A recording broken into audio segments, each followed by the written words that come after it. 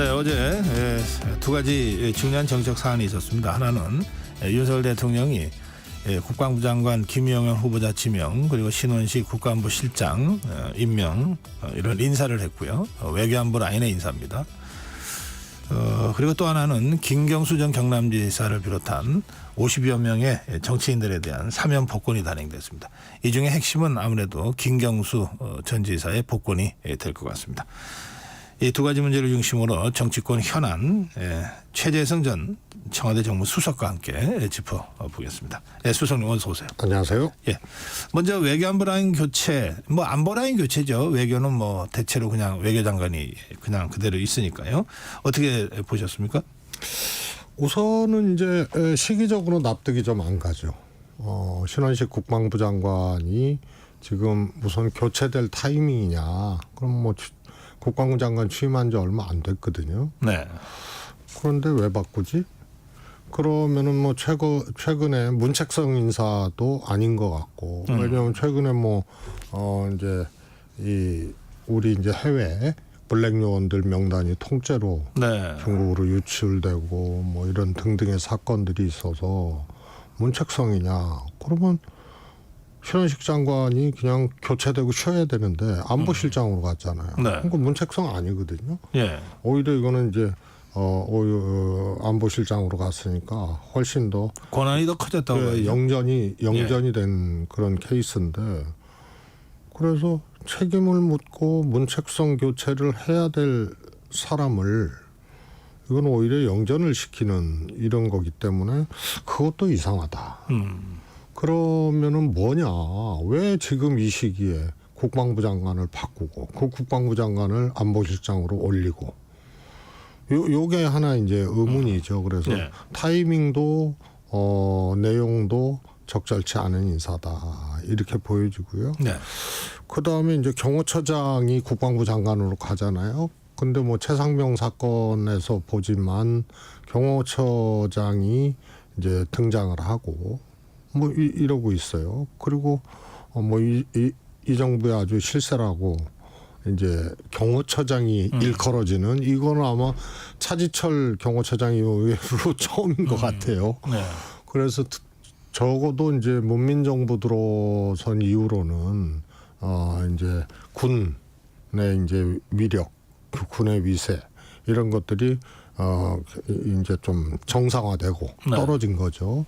과거에 이제 뭐 육사 하나회 중심의 이런 거 쿠데타에서 정권 잡고 그러면은 유신 때 박정희 대통령 때 전두환 대통령 때는 군이 하여튼 엄청난 파워를 갖는 그런 시기에서 이게 이제 문민정부 이후로는 쇠락하죠. 네. 그리고 이제 경호 라인이 정치적인 이제 무게 이런 것들은 이제 전혀 구축하지 못하는 네. 이런 걸로 이제 변화가 되는데 이 김영현 경호처장은 매번 뭔가 대통령과 아주 핵심 인사다 이런 거 최상병 사건에 등장하고 뭐 이런데 국방부 장관으로 가요. 이것도 아마 처음 있는 일 아닌가 싶습니다.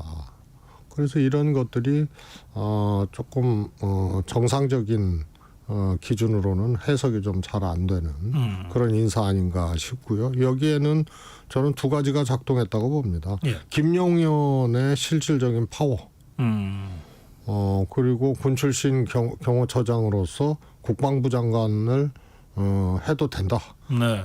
근데 그건 김용현이기 때문에 그렇게 장관으로 아주 힘있게 이렇게 발탁이 된 것이 아닌가 싶고요. 그 다음에 이제 안보실장으로 신원식 말씀드렸다시피 문책성도 아니고 조기 교체되는 국방부 장관에서 조기 교체되는 신원식이 안보실장으로 영전이 되는 그러면은 이거는 또 뭐냐? 그러면은 결국은 안보실에 이제 김태우 차장하고 신원식 신임 실장하고는 좀 같이 일했던 네. 이런 이제 인연들이 있고 과정들이 있고 그래서 역시 이것도 김태효의 일종의 이제 작품 아니냐 이런 이제 두 가지가 작동한 매우 비정상적인 인사 결과 이렇게 좀 보여집니다. 네, 국가안보실 1차장 김태우 1차장의 작품이다 이렇게 그렇게 추측하셨군요. 추측되어지죠. 예. 네. 지금 우리 최재성 수석의 분석대로라면 뭐 국가안보실장은 청문이 없죠. 그렇습니다. 예. 그리고 김영현 국방장관 후보자에 대한 청문은 인사청문은 해야 되는데 청문회가 꽤 시끄러울 것 같으네요. 아무래도 그렇게 될 것 같습니다. 제가 보기에는 이제 뭐 혹자는 이제 차지철의 버금가는 차지철이 생환했다 뭐 이런 얘기도 하고 그러는데요. 우선은 그냥 뭐 실세라서가 아니고 많이 등장을 하잖아요. 경호처장이 국방부 장관으로 이것도 하여튼 굉장히 드문 광경이고, 그다음에 말씀드렸다시피 최혜병 사건 여기에도 이제 등장을 하고, 또 김건희 여사도 검찰 조사를 경호처에서 받은 거 아니에요? 그래서 이런 등등이 이 정권의 실세이고 뭔가 어떤 일에 이제 많이 이렇게 개입이 돼 있는 이런 이제 흔적들이 있기 때문에 일반적인 업무 수행 능력, 정책 능력, 그 다음에 도덕성 등등 외에 이런 이제 정치적인 어떤 사안들이 작동을 하고 있는 사람이기 때문에 예. 굉장히 그러면 뜨거운 청문회. 하루 갖고 안 됩니까? 그건 모르죠. 예. 벌써 3일 청문회가 기록이 세워져 있어가지고 알겠습니다. 말씀하신 그 김건희 여사 조사는 경호처 부속 건물 그래서 조사받은 걸 지금 우리 최재성 수석이 말씀하신 겁니다. 자, 다음 주제로 가겠습니다. 아니, 그런데 이제 안보실장 같은 경우에는 조금 뭐 보수 정권이든 어떤 뭐 민주당 정권이든 안보실장은 사실은 군 출신이 하는 것이 과연 적절하냐. 이게 이제 외교 안보 기능이거든요. 네, 그렇죠. 그래서 안보도 알고 외교도 알고 이런 분이 해야 되는데 참 찾기가 어려워요. 그런데 국방부 장관은 당연히 이제 뭐 군 출신이 하는데 이것도 미국 같은 경우는 그렇지가 않잖아요. 이것도 사회 문민 통제라는 이제 기준으로 보면은 국방부 장관도 꼭 군 출신이 해야 되느냐. 근데 뭐 그렇다 하더라도 네. 안보실장을 또 군 출신이 해서 그러면은 이제 외교가 빠지게 되는 거거든요. 네. 그러면은 안보실 기능이 사실 적절하고 또 아주 능력 있게 돌아가기가 쉽지가 않아요. 아마 그런 점 때문에 이번에 외교안보 특보를 그 장호진 특보를 임명하는 식으로 그렇게 조치를 같이 취한 것 같아요. 그거는 이제 소위 말해서 안보실장도 굳이 교체될 그런 이제 타이밍이나 내용들이 없거든요. 그런데 그래서 제가 아까 김태우 실장 얘기를 한 것이 뭔가 그 안에서 그 전에 안보실장도 한번 교체됐는데 뭐 김성환 실장. 풍문에는 이제 김태우 작동이다 뭐 이랬는데요. 뭐 신원식을 교체하고 김용현을 보내려고 하니까 신원식을 안보실장으로 끌어올리면은 이게 딱 아구가 맞는다고 생각을 했는데 그러면 기존 안보실장을 어떻게 할 거냐. 그래서 외교안보 특보로 맡긴 건데 대통령 특보라는 것은 상근 특보가 있고 비상근 특보가 있어요. 근데 내가 보기에는 비상근 특보일 가능성이 큰 건데 그럼 비상근 특보가 실질적으로 정책 결정이나 집행 라인에 할 수 있는 것들이 거의 없거든요. 그래서 이것은 그냥 소위 말해서 특보라는 그 이름 자체가 갖고 있는 뉘앙스나 개념 이런 정도 이상도 이하도 아니기 때문에 그게 보완적 기능 내지는 균형 있는 어떤 역할 분담 뭐 이런 것으로 작동하기 어려운 것이 특보죠. 알겠습니다. 인사 얘기를 하다 보니까 좀 시간이 많이 갔네요. 이번엔 복권 얘기 좀 해보겠습니다. 어떻게 보십니까? 김경수 전 경남지사 복권. 뭐 김경수라는 사람은 그냥 복권 당한 거 아니에요. 네? 복권 당했어요. 그리고 공교롭게 그 전에 사면도 가석방 불원서를 김경수 지사가 냈거든요. 감옥에서. 왜냐하면 뭐 5개월 남았는데 만기 나오겠다 사면시킨다고 그러고 그리고 이명박 대통령이 끼어넣기 갖고 그래서 뭐 대통령의 사면은 정치인의 경우에는 하여튼 여야 균형을 좀 맞추려고 노력하는 게 기본적인 거거든요. 여당 인사만 할 수가 없잖아요. 그래서 뭐 굳이 표현하면 뭐 균형 맞추기 차원에서 김경수였는데 끼워넣기라고 이제 하는 거죠. 그래서 과석방도 불언을 했고, 그다음에 복권에 대해서는 본인은 뭐 가만히 있는데 복권 당한 거예요. 그리고 지난번에 사면 당한 거고. 그런데 세상이 시끄러워졌어요. 완전히 뜨거운 감자가 됐어요. 거기에는 이제 이재명, 한동훈 이 두 대표의 스탠스, 반응 이런 것들이 더 가열을 시켰다. 네. 그래서 뜨거운 감자가 복권 김경수 복권 문제가 뜨거운 감자가 되는 데는 이 두 대표의 역할도 있었다. 사실이 어떻든 간에 이재명 지사가 적극적으로 복권을 요청했느냐, 혹은 안 했느냐, 뭐 이런 게 이제 한간에 논란이 되고 진실 공방도 지금 되고 있고. 어느 쪽일 것 같습니까? 그건 잘 모르겠어요. 그러나 뭐 여러 차례 직간접적으로 했다 이런 말씀을 하셨는데 네. 여러 차례는 그거는 아닌 것 같아요. 여러 차례는 최소한. 예.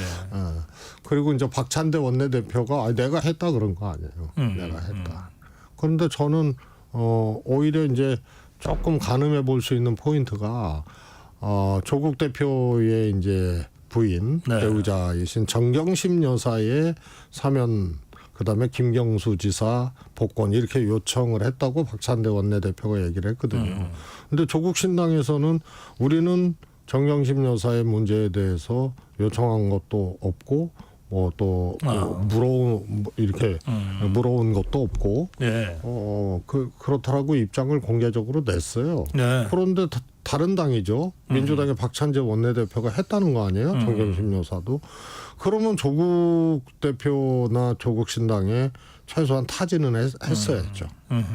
그런데 타진도 안 하고 정경심 여사 사면을 요청을 했다? 이것도 굉장히 그냥 오지랖이라고 봐야 됩니까? 납득이 그러니까 진실 공방에 오히려 뭐라 그럴까요? 조금 이렇게 아우뚱하게 되는 그게 특히 정경심 여사의 문제. 김경수, 정경심 여사 이렇게 요청을 했다라고 얘기를 하는데 네. 조국 신당에서는 우리한테 물어온 적도 없고 우리가 의견 준 적도 없다. 그렇게 얘기를 했다면. 청와대 정무수석을 지내셨으니까 대통령 사면이 물론 대통령의 고유 권한이지만 사면 과정에서 여야 정치인들이나 기업계 뭐 이런 데다가 사면 준비 과정에서 의견을 다 물어오고 그러죠. 물어보고요. 수렴을 하죠. 또 요청도 오고. 예. 그러니까 저희가 이제 집권당이었잖아요. 네. 그러면은 이제 야당 지금 국민의힘 그쪽에서도 요청도 오고. 네. 뭐 이렇죠. 박근혜 대통령 같은 경우 뭐 이명박 대통령 같은 경우 요청이 막 오죠. 네. 그러니까 이번에도 법무부가 사면 준비하는 과정에서 실무적으로 이렇게 여당 야당에다가 좀 의견을 개진해 달라든지 뭐 이렇게 절차를 밟았을 가능성이 있는 거죠. 안 하고요. 대통령실에서. 네, 대통령실에서 할 수는 있죠. 예. 근데 대통령실에서는 뭐 요청받은 바 없다. 이렇게 또 얘기를 했잖아요. 예. 그러니까 진실 공방이 돼버린 알겠습니다. 건데. 이 김경수 전 지사가 뭐 예전에 이제 닉네임으로 바둑이를 써가지고 이번에 그 시중에는 이재명 대표와 한동훈 대표가 이 바둑이를 진돗개로 만들어줬다. 뭐 이런 얘기도 있습니다.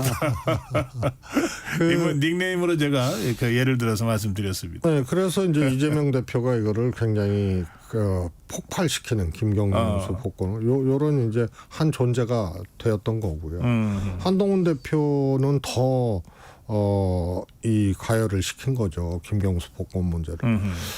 우선 첫 번째로 본인이 복권 반대라고 그렇게 해도 대통령이 받아들일까? 아닌 줄 알 거 아니에요. 한동훈 대표는. 그런데 해버렸어요.